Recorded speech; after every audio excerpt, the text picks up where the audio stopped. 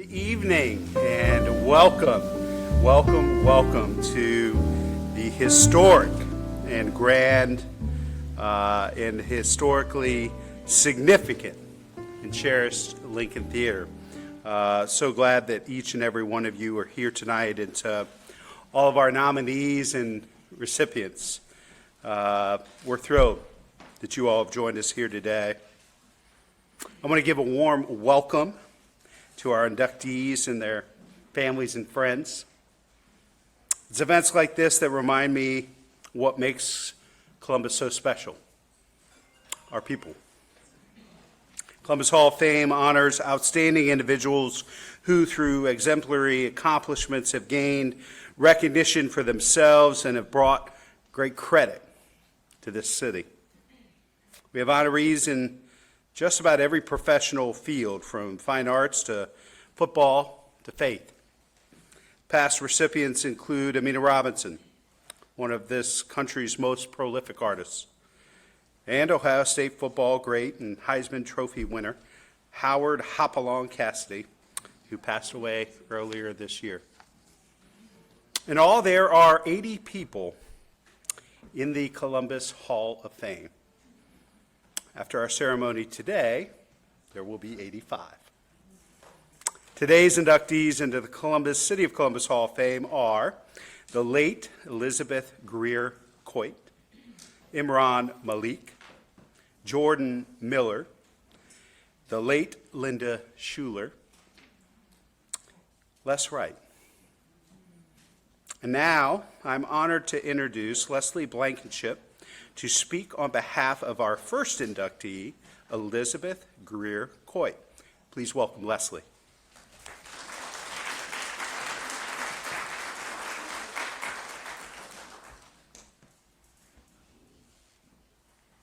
Thank you so much. I am so happy to be here tonight. I want to especially thank Mayor Ginther for this honor for Elizabeth. I understand that you were the one that did all the heavy lifting to get her here tonight, and I really appreciate it. Thank you so much. And I want to thank everyone else who helped make this possible. So I first discovered Elizabeth in 1990 when I was reading a book in the Upper Arlington Reserve section called We Too, T-O-O, Built Columbus.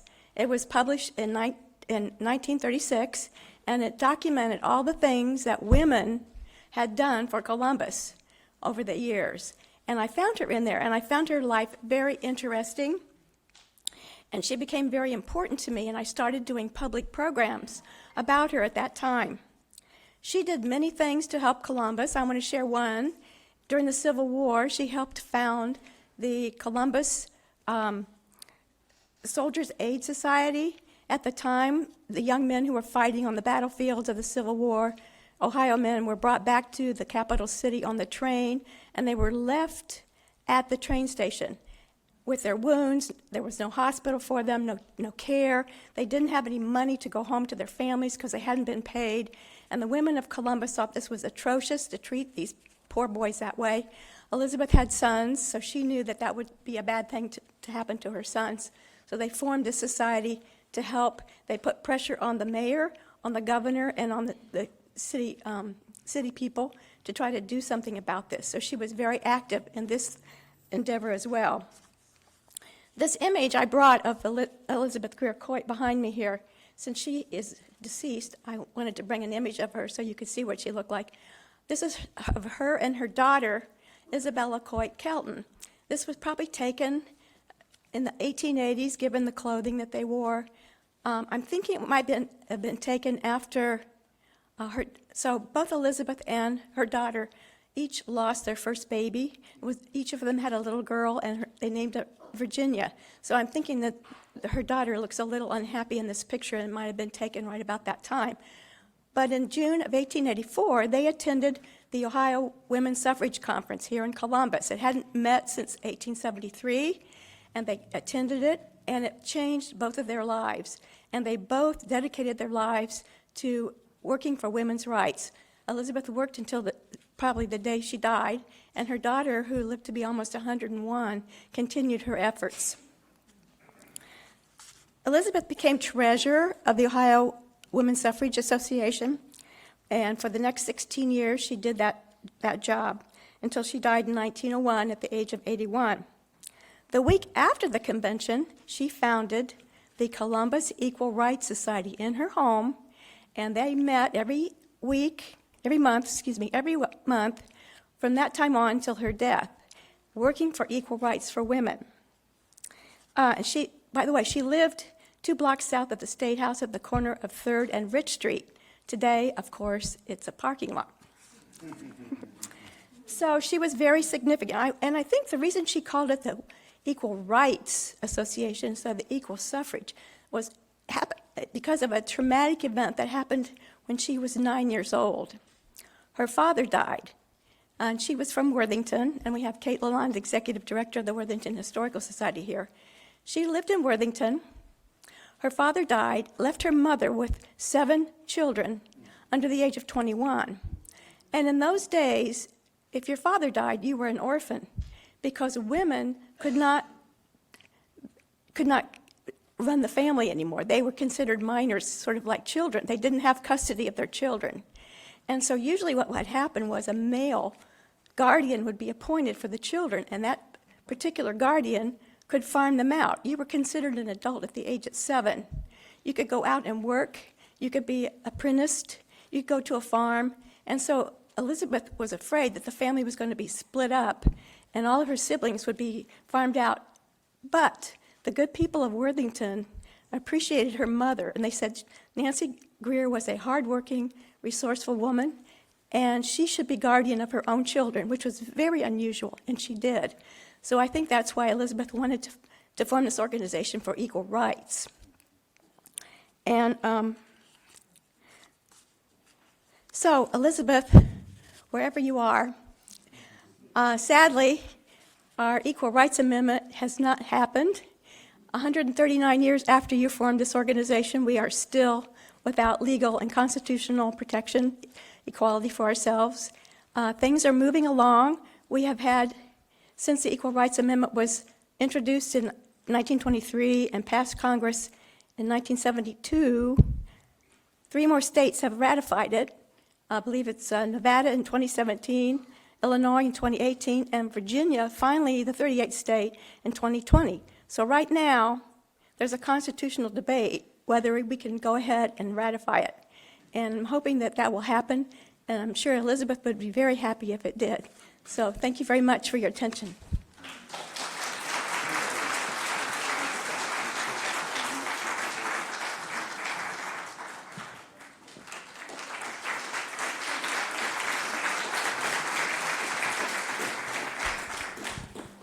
So important to remember the incredible leaders of this community, not just in the present, but our past. What an incredible story.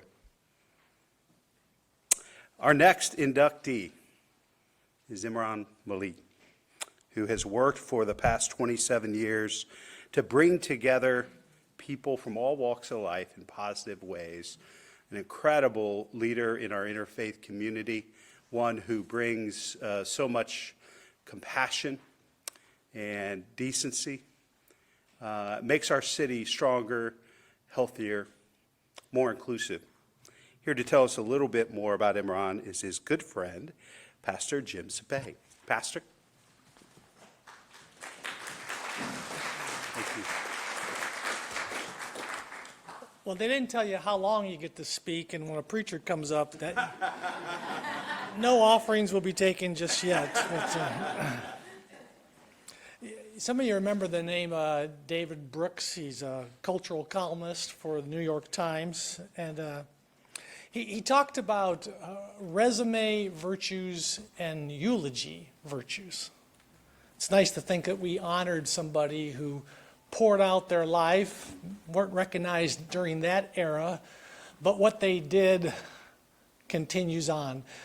You know, it's those eulogy virtues, those things that linger, that people remember, that people talk about.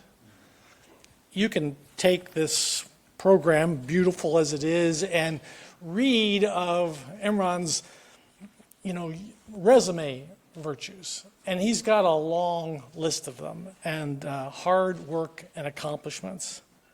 But he's a person who lives by eulogy virtues, the things that last, the things that linger. I'm a conservative evangelical. I've been in this town since 1977. I preached on street houses and state capitol, and I come from that side of the fence.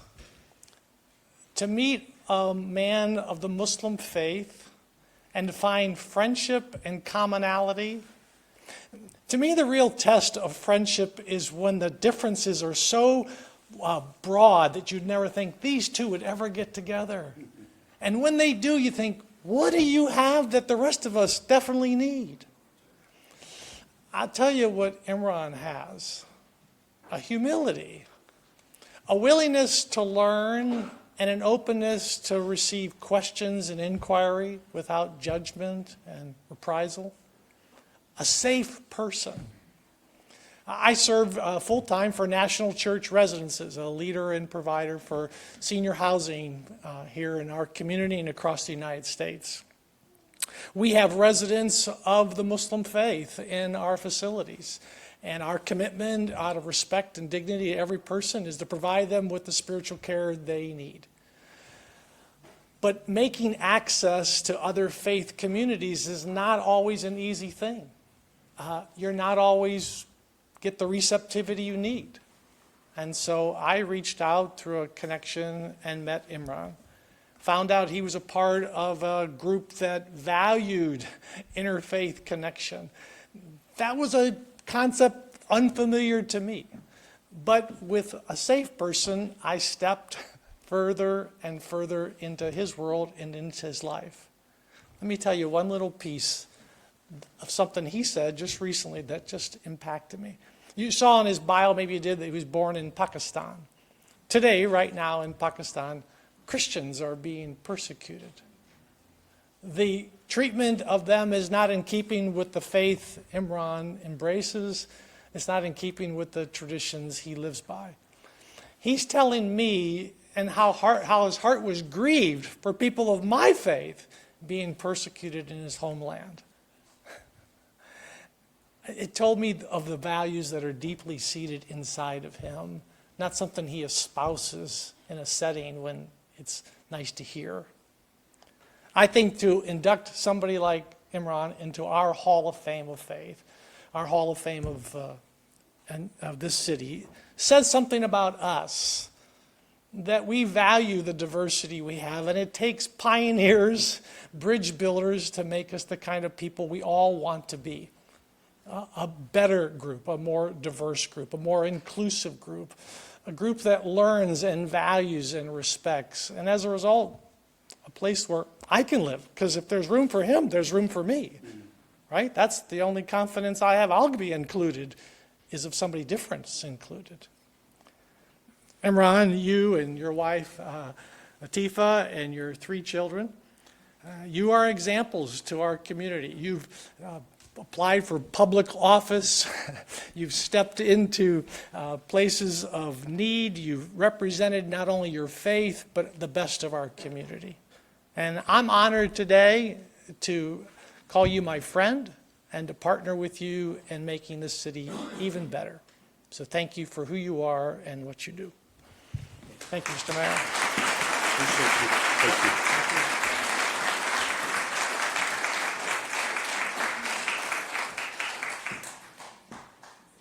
Congratulations. Appreciate you. Thanks for everything you do.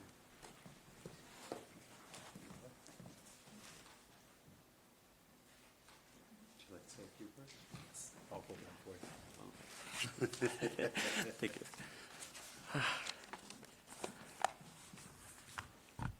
Thank you, Jim. Thank you, Mayor Genter. Thank you, Mel, and all those who made this event possible today. It speaks highly of our city's values, as Jim mentioned, that diversity, equity, and inclusion is part of our living and breathing social fabric in this community. I knew I was going to be a little nervous today, a little bit emotional as well, which normally I'm not. That's why I wrote my speech. So just bear with me. I know Jim said a lot of things, but it will be unfair if I don't mention some of the experiences and some of the personnel who really helped shape me what I am today and where I am today. So I'll just start off. So please bear with me. As I said, I wrote it because I knew I'm going to get emotional. So at some point, I'm going to try to hold and control that, but just bear with me. Assalamu alaikum, everybody. Peace be with you all, which is an Islamic greeting, just like the Jewish greeting saying shalom. All praises and thanks to the Lord Almighty, who has created all the earths and all the universes and everything in between them as well, living and non-living. First off, again, I would like a round of applause for our Mayor Ginter, please, who is diligently leading our city and our community, our greater Columbus area, through the prosperity and progression, not only locally, but regionally, nationally, and Columbus is on the world map as well. I would also like to thank all, again, the members of the Hall of Fame committee who made this event possible today. The list of those thank yous are very long, but I will start with actually some of the experiences and some highlights of my personal life. I was born in Pakistan. I grew up in Bahrain because my dad was in offshore banking, so that's where most of his years were spent. I grew up, not directly experiencing, but witnessing the 9-year Iraq-Iran war right next door in our region. And after the 2 years of peace from 89 to 91, the first Desert Storm War actually happened in the vicinity of Bahrain, in a sense that the U.S. Marine Base, Naval Base, and Air Force Base were based in Bahrain. And anytime there was threat in the community outside, we could feel the pain of it. The sirens used to go out. We used to seek shelter because of the weapons of mass destruction and the Scud missiles and the Patriot missiles. You talk about it. That is what I experienced my life in Bahrain at those points. It was my parents who actually were always the caretakers and giving back to the end, who strongly believed in giving back. I came to the United States as an international transfer student to Wright State University on January 4th, 1996. And I recall the moments of leaving home on January 3rd, 7:15 p.m., at the Bahrain International Airport, when my family and a bunch of my childhood friends were all standing in line to see me embark on this journey of international student in Dayton, Ohio. The groups of love and care was a lot out there, but it was not until the very last person that I was supposed to hug was my mother.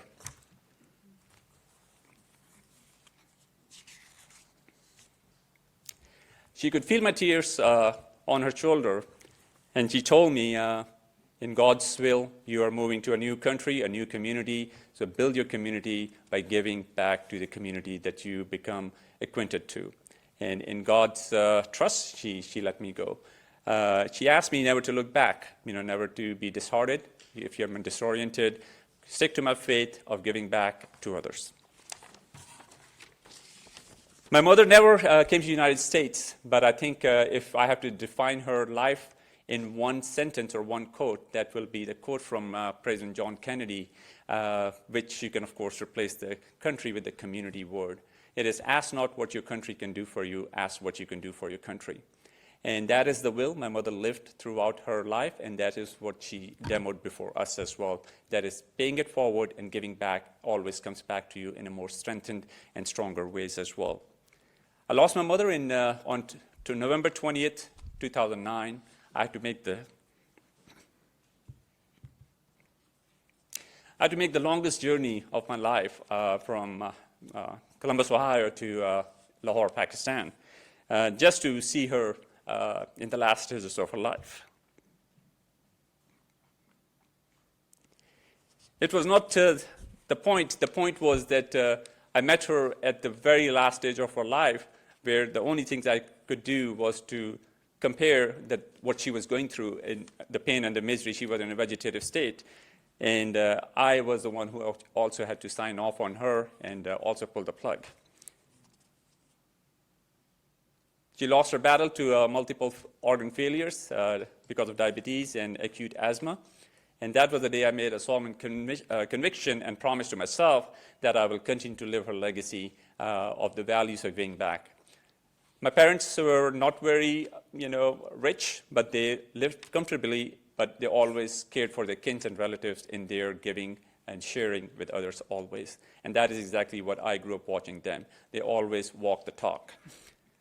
My conviction to continue living the legacy of my parents was compounded when I also lost my dad on January 14, 2020, right before the pandemic took its toll, and the travels became very extensive and very difficult.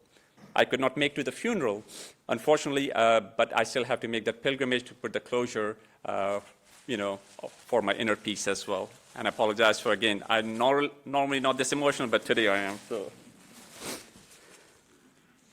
So I continue to live the legacy of my parents, which is in reflection of a small saying of Prophet Muhammad, which is part of my spirituality and my religiosity as well. And that is, the best human being is the one who is beneficial to the others. It's not the best Muslim, not the best Christian, not the best Jew, but it's the best human being, because humanity is our largest religion. And Jim and I had that conversation yesterday as well. Lastly, I would like to thank that, all this that I'm able to do on a daily basis, that when the sun rises, it's going to be unfair to say that it's my credit.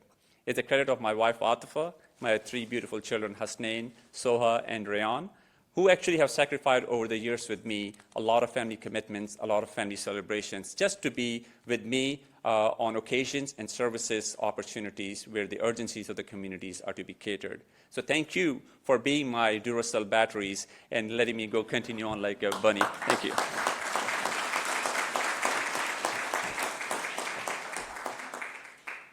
Lastly, I would also like to thank, the list is tremendously long, of all the teachers, the mentors, the leaders, the multicultural leaders, the multi-faith leaders, the interfaith partners, the interfaith association that I've been engaged with, and the faith community that I've worked with, both locally, regionally, nationally, and even globally.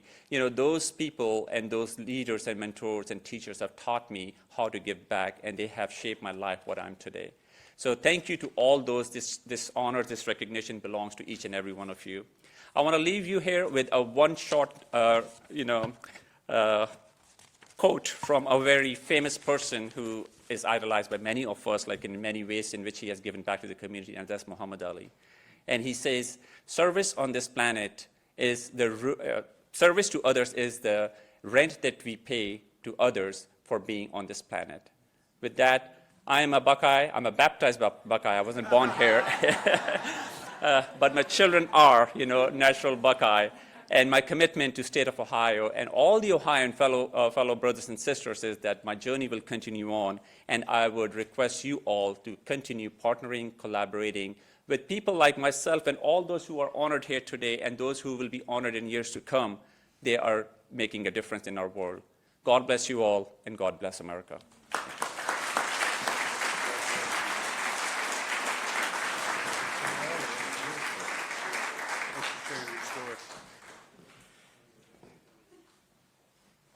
Our next award winner is Jordan Miller, Jr., who has spent his career helping families and individuals build wealth, grow the winner circle, dynamic, inclusive prosperity.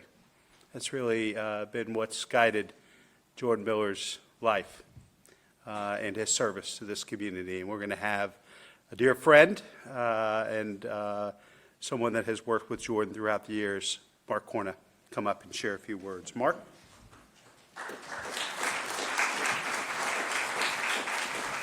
All right, you can read about Jordan's accomplishments in the program, but I wanted to share a personal story with you. I'm honored to say that Jordan is a friend of mine. We were neighbors for a while. We're occasional golf partners. I was on his board at Fifth Third, and we have a very interesting coincidence. I knew that Jordan grew up in Columbus, so one day I asked him, where did he go to high school? He told me Central. I told him that my father went to Central also.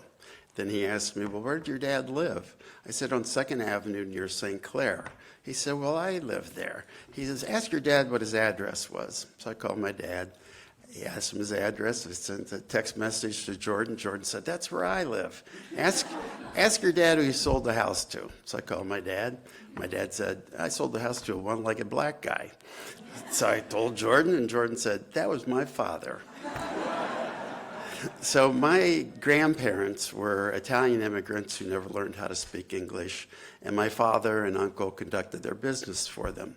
They put the family home up for sale for $8,500. Jordan's father was a World War II veteran who lost his leg in combat. He had $3,500 to put towards the house, which would be a 42% down payment. But he could not get a loan from any bank in Columbus because the Milo Grogan area was redlined. So my father and uncle made a deal with Mr. Miller that he make 50 payments of $100 each with no interest. My father said not only did he never miss a payment, but he was never late for a payment also. So as I said, this is an interesting coincidence. But the best part of the story is that the son of a man who could not get a mortgage with 42% to put down became the president of one bank, and then became the co-founder of a black-owned bank. So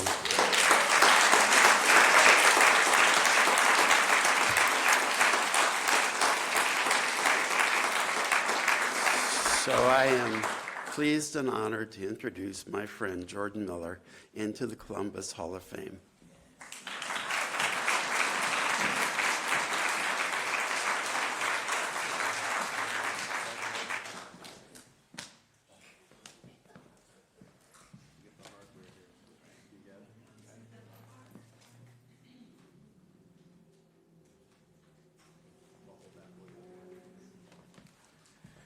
Thanks, Mark. Every time you tell that story, it actually breaks me up a little bit, just because my dad was such a role model for me, and somebody that I admired and looked up to. But first, I'd like to give thanks to Mayor Ginther. Mayor called me, I don't know, maybe 2 months ago when I was driving down East Broad Street, and you go through. I live right outside of Bexley, so I'm driving. I'm always conscious of the speed, 35 miles an hour. So I'm doing my 35 mile an hour right on the limit, and I get the call from Mayor Ginther, and I'm like, what's he calling me for? And he tells me about the award, and I think I jumped up to 50, and then I saw a cop, and I slowed down. But it was exciting for me to hear his voice and to hear that I had been inducted into the Columbus Hall of Fame. So I want to thank anybody else that was responsible for this award and pulling me in. This is, I looked at the past recipients, and it's a very extensive list of folks, and I'm honored to be among those that have been inducted, those 80 that are before me and the 5 today. And I just to celebrate. As I reflected on receiving this award, the first thing I thought about was our work at Adelphi Bank. So Adelphi Bank is a unique situation where I have a business partner that had an idea. He had an idea to start a bank. This was after George Floyd and in the events of that era, at that time. And he called and he said, "Hey, would you take a look at a business plan that I've been working on to start a bank?" And, being a retired banker, sure, why not? COVID had hit, and the COVID was kind of keeping us down, so we were kind of locked in for the most part. We weren't doing very much, so I just retired, and I was kind of enjoying retirement. I didn't think I was going to not do anything, but I certainly wasn't planning to work, 55, 60 hours a week.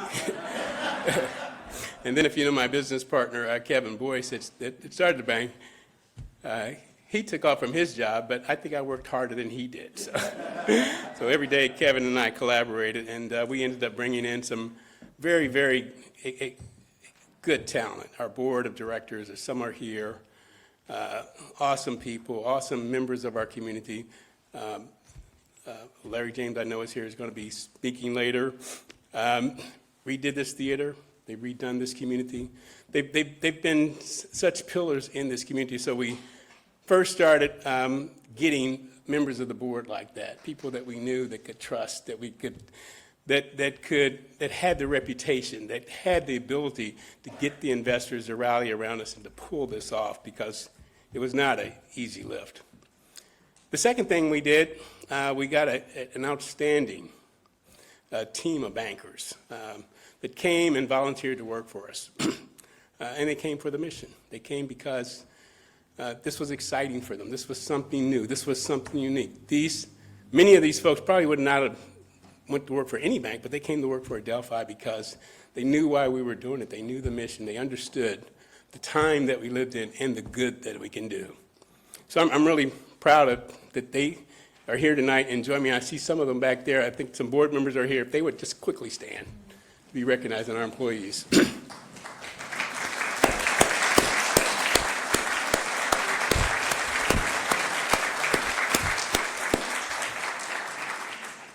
So kind of once we got the bank off the ground, we got the approval this year, we got the doors open in May. We kind of have really, really been busy, head down. Everybody's working very hard.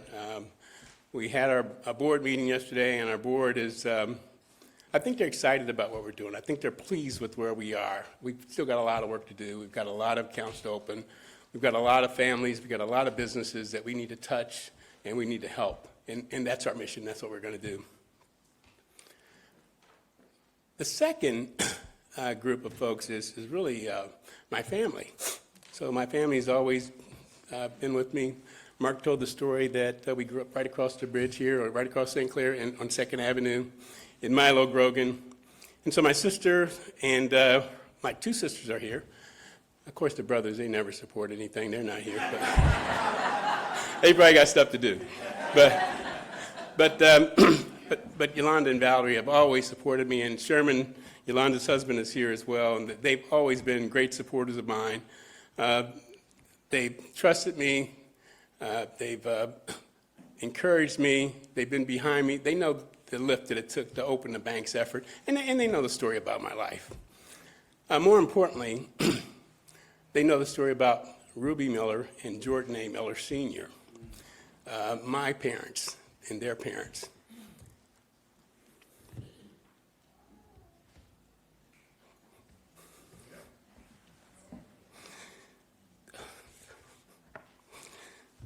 Every time Mark tells that story, I get uncontrollable. I can't help it because I think of my dad, and I think of all he did for me and all he did for our family, and the fact that he was there every single day at night. We would go after school. I went to Milo Elementary School. We'd go to the boys' club that was on Cleveland Avenue. Since then, we've raised $13.5 million to redo that Boys and Girls Club there.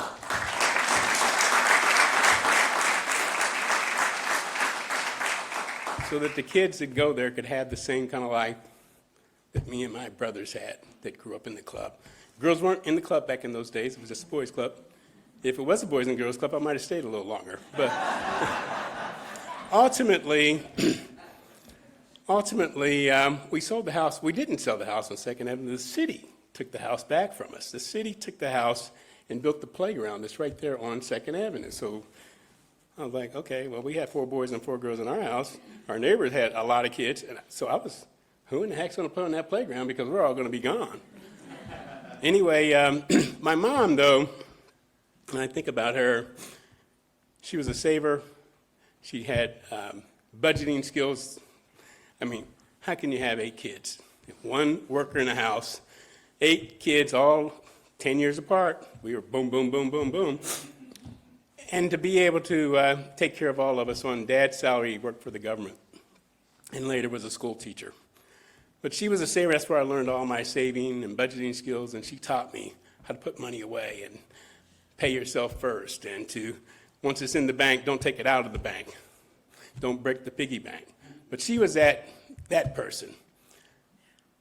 My dad, on the other hand, was the more quiet, humble guy. He was a guy that was at the boys' club every night helping kids make lamps for their moms.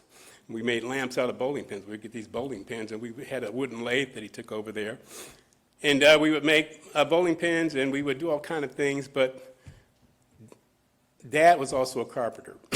He helped everybody in the neighborhood. Every Saturday, I was waking up, 5 or 6 o'clock in the morning, and I was always with him. We were always working on a project. We were always doing something. So I learned a lot of discipline. I learned a lot about work ethic. I learned a lot about treating people with dignity and respect. And so that was my mom and dad. And I owe a lot to them, and I hope that they're looking down on me today as they looked down onto me when I was 4 or 5, 6, 12, 13 years old, always in trouble, always getting to school called on me. My mom would come down and she would say, "You give him a spanking, and then I'm going to give you one when he gets up." I knew I was going to be in trouble, but I am so extremely excited to get this award and to share it with my team members at Adelphi Bank and with my family and all my friends that are here today. So thank you very much.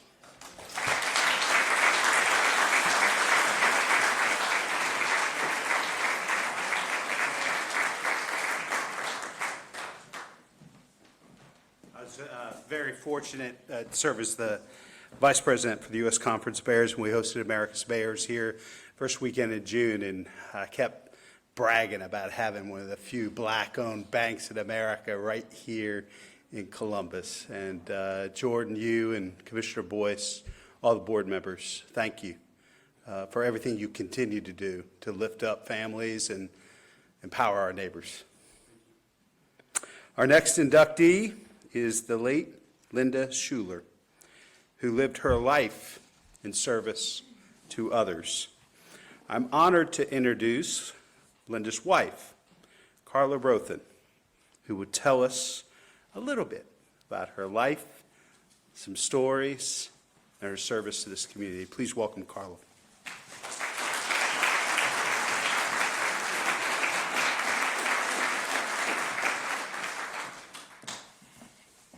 Thank you, Mayor Ginther. Linda would be so humbled and honored to be in the company of these wonderful people that are being honored today.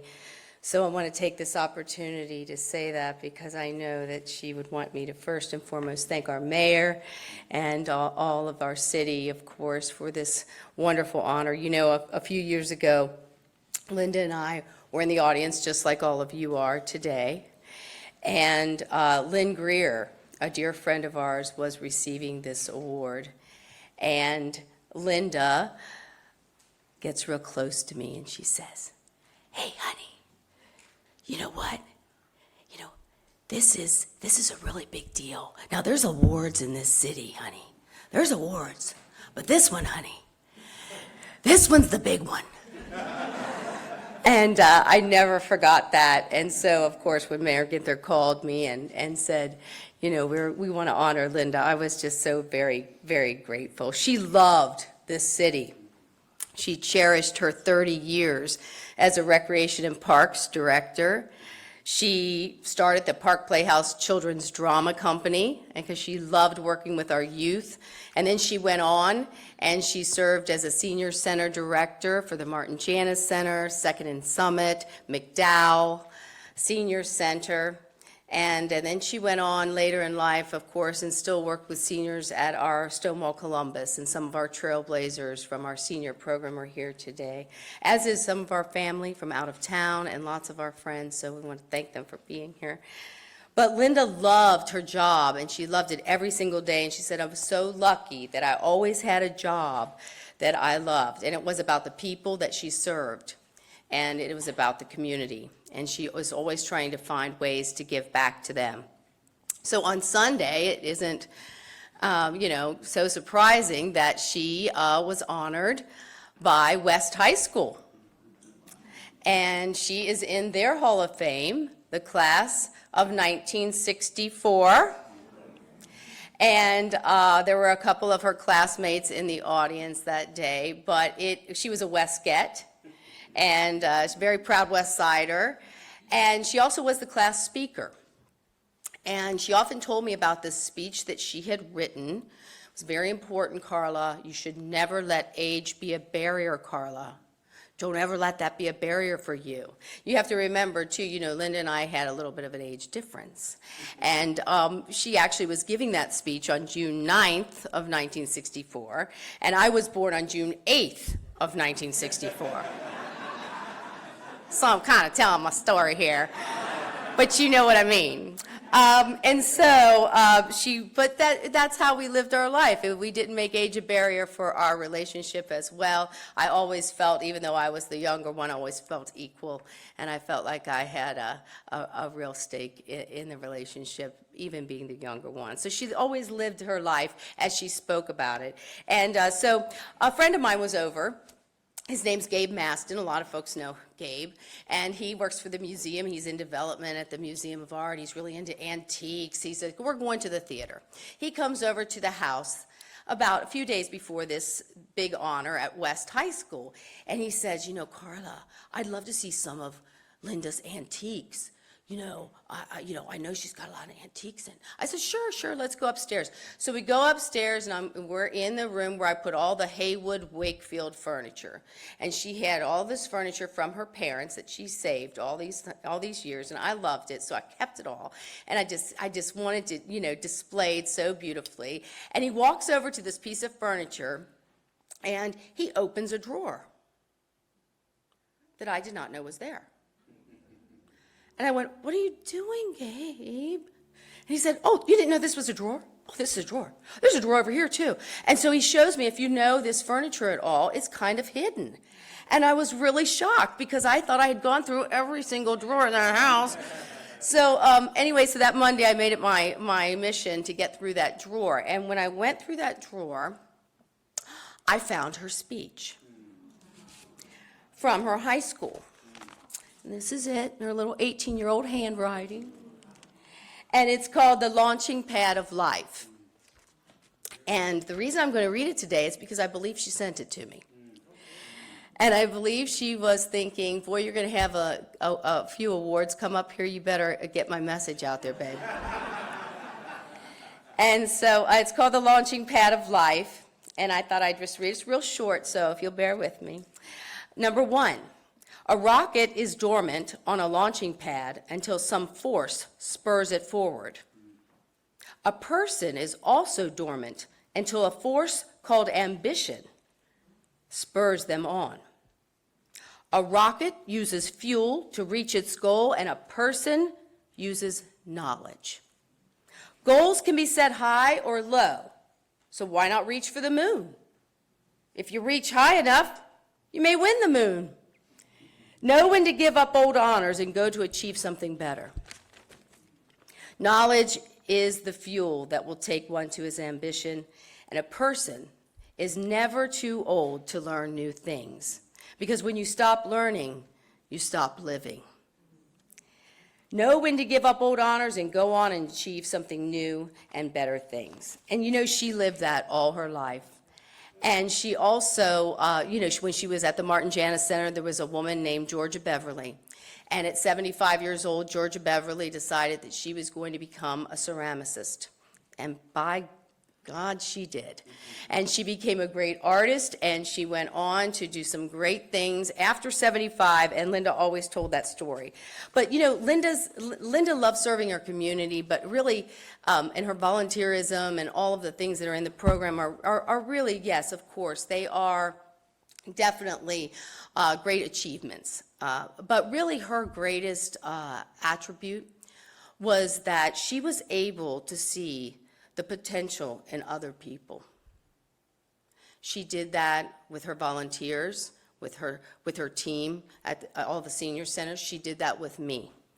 She saw something great inside you that you did not see yourself, and she inspired you to use it and to achieve things with it to serve this community. And that's what I intend to do for the rest of my life. And I'm also going to expand her legacy. But again, I want to thank you for this tremendous honor, and I just want to say from Linda and myself, we are eternally grateful. So thank you.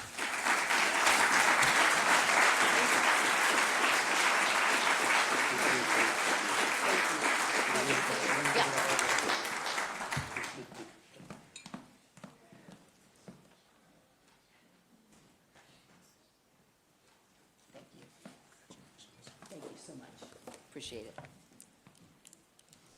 Don't forget that poem.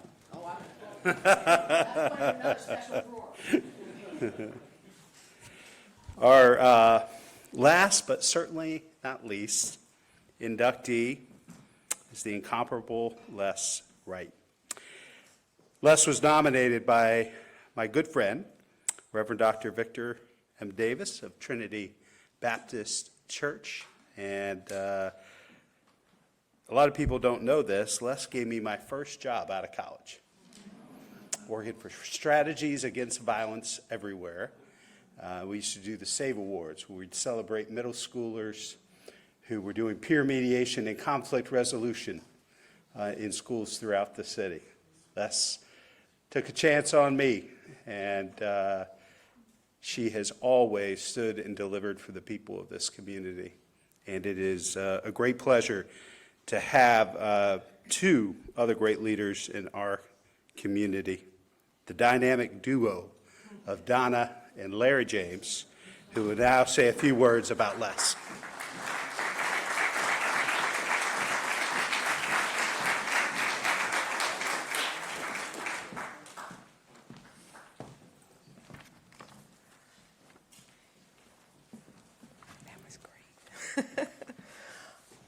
Thank you, and good evening, everyone.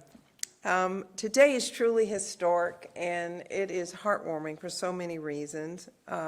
Wonderful occasion for Larry and me. We're here with you to gather in celebration of our good friend, Les Wright, into the City of Columbus Hall of Fame. Les's life and career are nothing short of inspirational and a testament to her unwavering commitment to the city and our people. Her remarkable journey of service to Columbus spans over 6 decades, although she doesn't look it at all. Encompassing both the public, private sectors, she's been an elected official, an institution builder, a dedicated community leader, focusing her efforts on improving the lives of women, families, and uplifting all of the Columbus community. Her legacy is not only a source of pride for our city, but also a beacon of hope for future generations. She's a trailblazer and an inspiration for others, particularly women, to pursue leadership in politics and more. Thank you, Donna. On a personal note of Les Wright, Don and I will have been married 34 years in October of this year. We were going to elope, and Les Wright would have none of that. She planned our wedding, and her and Jerry Hammond paid for that wedding. So that's the personal thing, and she invested in us. But her children, Timothy and Lisa, are with you. We have known the Wright family for so long. So I bring this speech on behalf of Jerry Hammond and Neil Wright. I think the thing that, we always loved about Les, not only her community spirit, her church spirit, but that family spirit all the time would bring us over to her house for Thanksgiving. And Chef Hubert, who owned the Gourmet Markets, used to say, she's cooking those shitlins.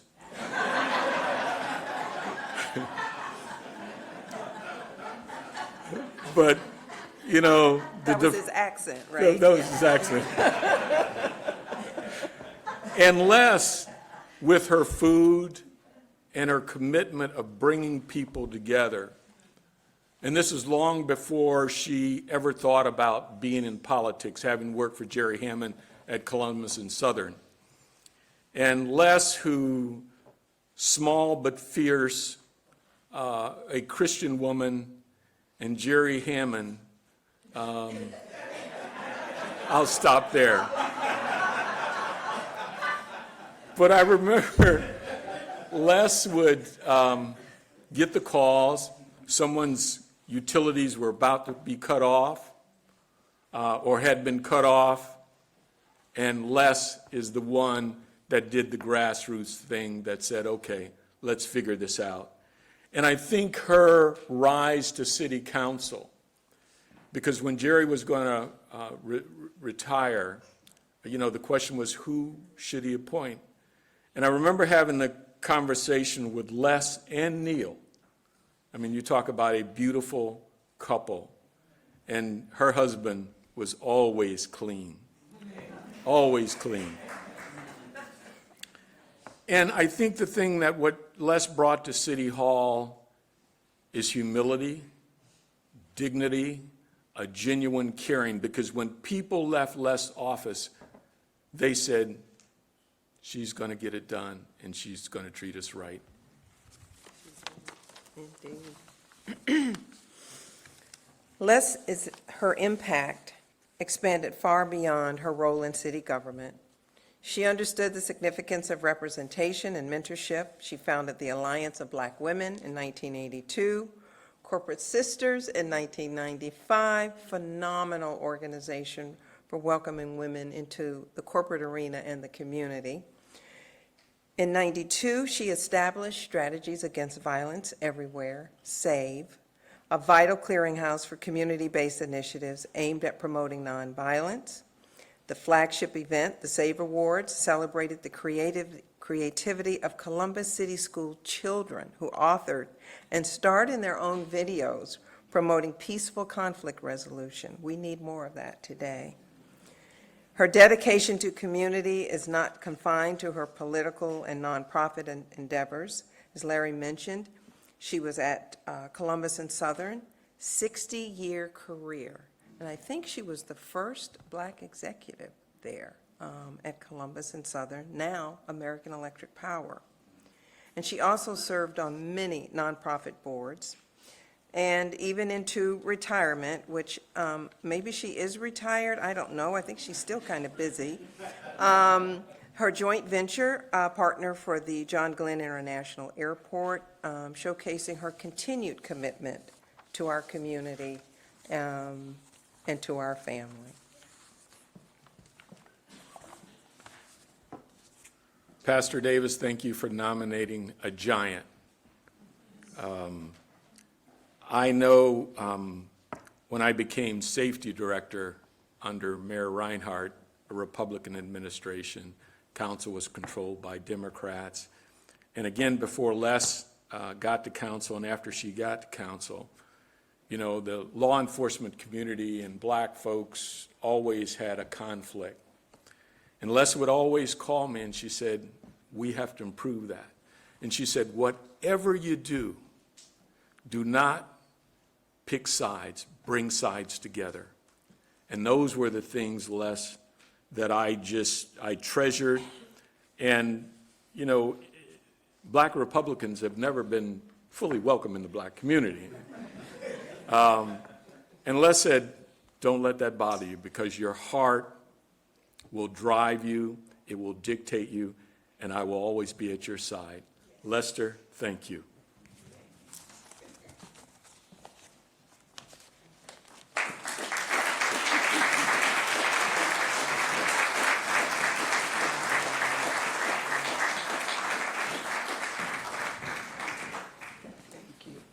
Congratulations.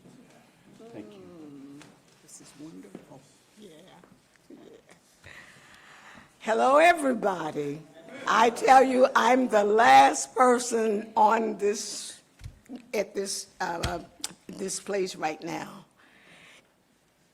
I'm almost just it's when you hear people say things about you that you don't really feel that it's true. But I look out in the audience, and there are a lot of people here that I know, and they have been just wonderful. Jordan and I went to the same church. I taught 30 years of Sunday school. Your nieces and nephews and your sisters and, would come down. So I am just overjoyed. First of all, my son and his wonderful wife are here from Houston, Texas, just to be here. Stand up.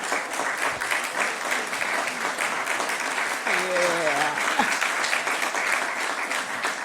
And they are because of, I had a really wonderful husband that's not here, but he will always be here for Cornelius Wright Jr. and Elise Wright Barnes. Elise is my daughter. I live with her now. We work together, and she feeds me, and but the main thing about her is she's a very friendly person. She works hard, and every morning, "Mom, are you all right?" I said, "Yeah, I'm fine. But I am so thankful for Reverend Davis. We both went, we were at Trinity Baptist Church. And I have to say that E.A. Parham helped us, right? We had a dinner once, and we talked about how wonderful he was. So it's not totally about me. It's how God speaks to me every morning, every evening. I am going to say this, and then I will sit down. I am staying with Valerie McDaniel. Where is Valerie? Can you stand, Val? Please.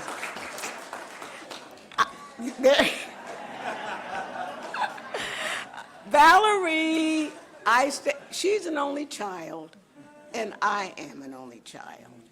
And she came to Houston when my husband was ill and stayed with me for 6 weeks. And I started reading the Daily Word.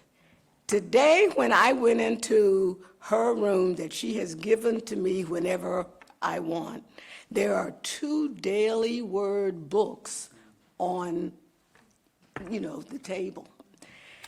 I am blessed because I see so many of my friends, and I just want you to know that I am going to try to do the same things tomorrow that I did today, to let people know that they have a friend in the world.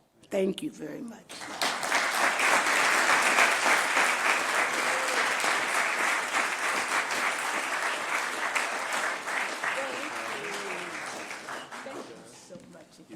This way, just a little. Okay.